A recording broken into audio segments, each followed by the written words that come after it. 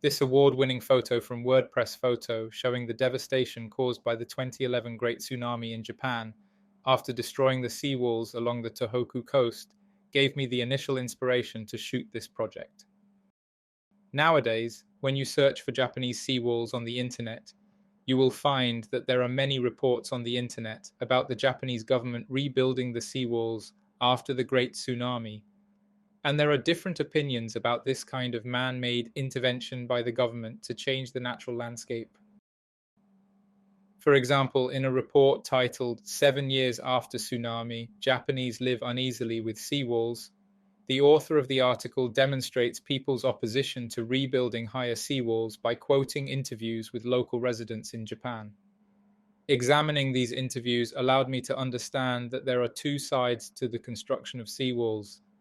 but these articles alone cannot offer a strong reflection on the project. So I began planning to conduct first-hand research by interviewing local residents myself.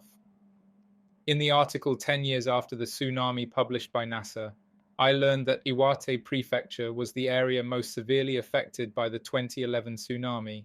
so I set up the interviews in Iwate Prefecture.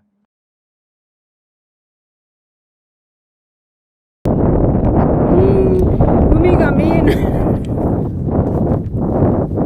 海が見えなくなってね、景色が見えなくて寂しいよね。私は散歩してからずっと向こうなの家は。それでぐるっと回って散歩のあれで毎日こう来てるんだけどもほとんど、それで昔はこうずっと海が見えたの、津波の前防波堤の前ね、防潮堤の前は、Through these interviews, I began to think about the resilience of people in the face of disaster and the interplay of people's actions against the forces of nature. In addition, a research paper titled The Coastal Environment and the Reconstruction Process After the Great East Japan Earthquake also helped me create my project. In this paper, the author mentions that the construction of new seawalls in Japan affects the flow of water and nutrients, which in turn affects biodiversity. Secondly, wildlife that may visit the beach at night will no longer be able to reach the beach, which will obviously affect the behavior and future viability of these animals in the area. This article has shown me the potential impacts that the construction of seawalls can have on the existence of natural habitats,